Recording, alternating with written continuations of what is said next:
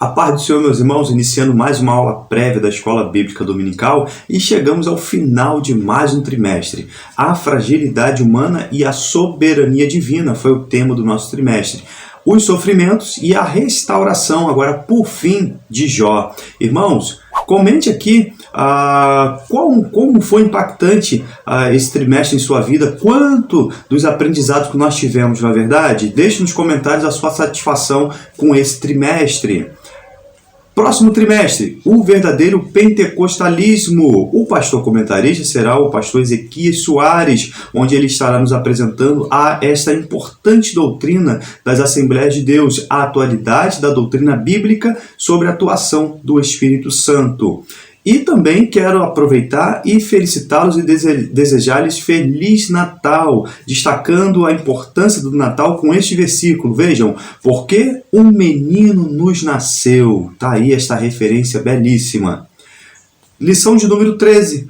Quando Deus restaura o justo. E 3 tópicos serão apresentados: a humilhação de Jó, a intercessão de Jó e a restauração de Jó. Leitura bíblica em classe, para que você, caso não tenha a revista dominical, se encontra em Jó, capítulo 42, versículo 1 e 17. Todo o nosso estudo será baseado nesta referência. O textual, eu vou destacar 2 palavras: e o Senhor virou o cativeiro de Jó quando orava pelos seus amigos, e o Senhor acrescentou a Jó outro tanto em dobro a tudo quanto dantes possuía. Está aí esta referência de Jó 42, 10. Quero destacar a palavra cativeiro. Vejam que interessante, a palavra cativeiro significa exílio, prisioneiro, um estado anterior de prosperidade, que se encaixa perfeitamente à situação do patriarca Jó. E também a palavra orava. Está aí a forma hebraica, palá, quer dizer rogar, interceder. Essa palavra hebraica mais comum usada para descrever o ato geral da oração, feita no momento de aflição. E também, olha que interessante, descreve uma intercessão específica de uma pessoa que ora ao Senhor por outra. Vocês lembram do caso de Abraão orando por Abimeleque? Moisés, Samuel orando por Israel? Então essa palavra orava, veja a situação de Jó, quando ele vai orar, também intercedendo pelos seus amigos. Verdade prática, veja que interessante. A restauração do ser humano acontece em razão do amor e misericórdia de Deus, e não como consequência do seu esforço pessoal. Vejam, não é meritória. Piedade ou atos de bondade. Eu quero destacar para vocês, por exemplo, o título da nossa lição é Quando Deus restaura um justo. Mas, irmãos, vamos abrir aqui um parênteses importantíssimo. E se Deus também não quiser restaurar o justo? Eu não posso fazer desta lição, eu preciso tomar cuidado com isso. Não posso fazer dessa lição uma lição triunfalista. Olha, Deus sempre restaura o justo. Biblicamente, nem sempre isso acontece. O querer e o efetuar está em Deus. Eu apresento para os irmãos aquele caso do o rico e o Lázaro. Está aí esta referência.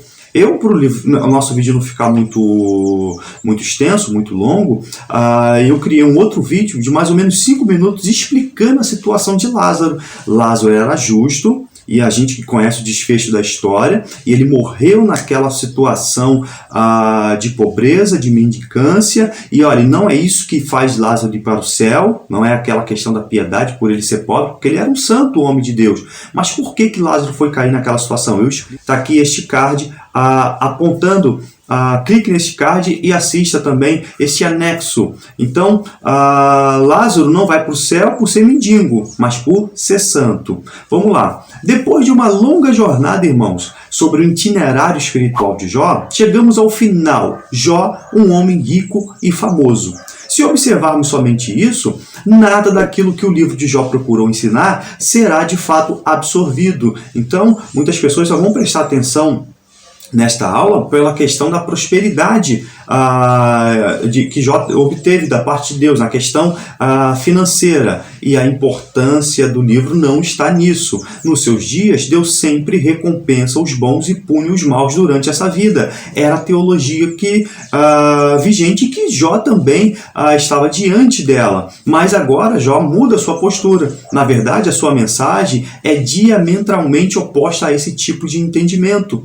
Jó terminou rico e próspero. é fato, mas não mais do mesmo jeito que havia começado. Ele, de fato, prosperou na questão espiritual. Jó era autoconfiante e cheio de justiça própria. Eu acredito, irmãos, que nem ele sabia disso, dessa pontinha, como diz Charles Spurgeon, de autoconfiança. E Deus tratou aquele coração. No princípio da sua aprovação, Jó, preste bem atenção nisso, queixa-se de Deus. É um erro. Mas durante o seu longo sofrimento, ele queixa-se a Deus, ou seja, ele leva os seus questionamentos a Deus, mas não vai se queixar do eterno Deus. Na primeira visão de Jó, era que o justo não podia padecer, mas como vimos, ele prosperou nessa questão. Jó tem consciência, irmãos, de que a prosperidade acontece em meio à adversidade, e que a prosperidade deve ser vista no seu aspecto relacional e não somente comercial. Deus dá porque ama e é adorado porque é reconhecido como fonte deste amor. Título: A humilhação de Jó. Jó, lembram das primeiras aulas, estava debaixo de uma cultura da honra. Veja o que disse, ele faz. E esses ataques dos seus amigos já eram um sofrimento à parte. Os seus amigos acrescentaram mais dor ao patriarca. Ele enfrentou com tese da justiça retributiva. Bildade, da mesma forma, acusou de levantar-se contra o caráter justo de Deus e querer destruir a moralidade tradicional. Lembra? Ele era um tradicionalista, esse Bildade. Zofar usou palavras ácidas para dizer que o Senhor demonstrava ser extremamente sábio e puni-lo de forma como estava punindo. E Eliú, que até falou de forma mais sábia do que todos os seus amigos, mas Eliú vai alfinetá-lo quando mostra sua autossuficiência. Jó, ao contrário dos seus amigos, estava à procura da espiritualidade que vem de dentro, fruto de uma relação íntima com Deus e não simplesmente de dogmas externos da religião. Deus já não é objeto de sua reflexão e de suas palavras, mas pessoa viva com quem entrou em comunhão com humildade e arrependimento. Veja o versículo 42, veja o capítulo 42, agora o versículo 5. Agora te veem os meus olhos. Jó tinha anteriormente pedido para ver seu Redentor. Está aí a referência de Jó 19:7. Agora foi atendido o seu anseio. 42, versículo 6. Me arrependo no pó e na cinza. Jó, diante da revelação de Deus, humilhou-se arrependido. A palavra arrependo aqui indica que Jó se considerou bem com a sua retidão moral, como simples pó e cinza, diante de um Deus santo. Jó não negou o que afirmara da sua vida de retidão e integridade, irmãos, moral, mas realmente reconheceu e queixar-se de Deus e arrependeu-se nisso. A intercessão de Jó. Há muitas coisas ditas por eles, que em parte era verdade, como foi demonstrado aqui. E sempre foi a intenção do autor de Jó mostrar que a defesa da justiça retributiva como a única opção teológica era um equívoco. Ela também estava privilegiando uma relação de troca e não um relacionamento interpessoal. Era isso que Deus buscava de Jó. Quanto levado às últimas consequências, transformava Deus em mero objeto e o homem em uma mercadoria. Olha o versículo 7 do capítulo 42. Jó disse o que era reto.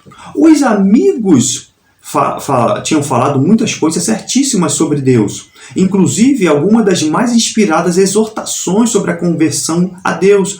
E Jó havia tomado algumas atitudes erradas em querer entrar em contenda com Deus. Mas há uma grande distinção, irmãos, preste bem atenção nisso. Jó estava buscando sinceramente a verdade sobre a justiça divina e sobre a razão dos seus sofrimentos físicos e morais, enquanto seus amigos, sem ter o coração aberto para Deus, simplesmente quiseram forçar Jó a ingerir suas teorias pré-fabricadas.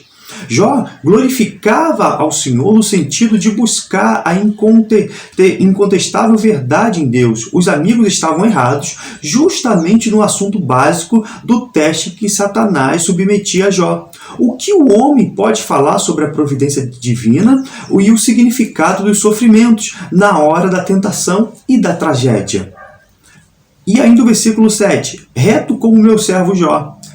Deus declarou que aquilo que Jó dissera estava correto, mas preste bem atenção nisso. Isso não significa que tudo quanto Jó dissera era plenamente certo, mas que as respostas de Jó aos seus amigos eram inteiramente justas diante de Deus e que a sua atitude lhe agradava. Deus, às vezes, irmãos, tolera, preste bem atenção nisso, Ele tolera em nossas orações e também nos permite até questionar seus caminhos, mas olhe, estando os nossos corações sinceros e realmente entregues a Ele.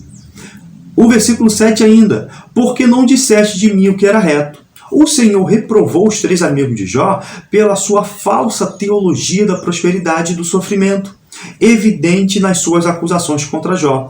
Os 3 principais erros deles foram: 1. Ensinar um princípio retributivo de prosperidade e do sofrimento, que os justos sempre são abençoados e que os ímpios são castigados. E o 2, insistiam que Jó confessasse um pecado que ele não cometera. Eles estavam julgando a Jó para livrar-se do sofrimento e receber a bênção divina.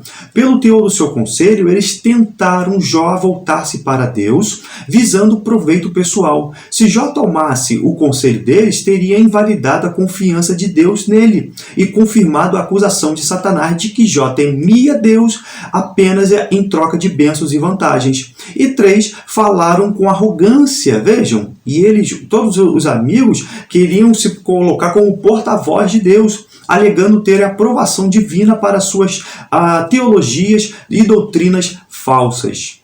A restauração de Jó agora por fim. A bênção vai da prosperidade à longevidade. Ele ganhou tudo isso.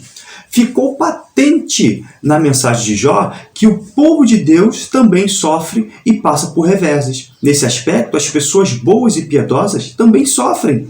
Coisas ruins também acontecem com pessoas boas. Veja o exemplo do apóstolo Paulo que ele deixou, este versículo. E não somente isso, mas também nos gloriamos nas tribulações, sabendo que a tribulação produz paciência, a paciência, a experiência, e a experiência, esperança em nossos corações. A fé dos amigos de Jó viam o Senhor apenas como Shaddai. Lembra da aula passada? O Todo-Poderoso, o Deus inalcançável. Lembra daquele culto do Sinai?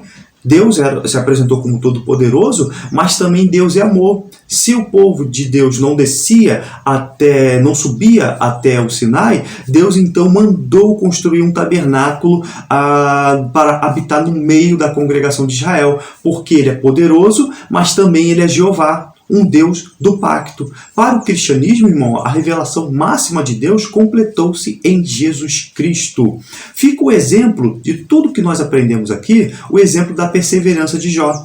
Ele permaneceu firme e conscientemente convicto de sua inocência, mesmo em meio à adversidade. Irmãos, o mais importante do livro de Jó não são os seus sermões ou a teologia apresentada, nem tampouco a crença ortodoxa, nem sequer o caráter reto de Jó. Tudo isso é muito importante e apenas o reflexo de algo muito maior, o caminhar em comunhão com Deus neste mundo e o poder desfrutar de sua presença. Lembra do caso do apóstolo Paulo? A tua graça me basta.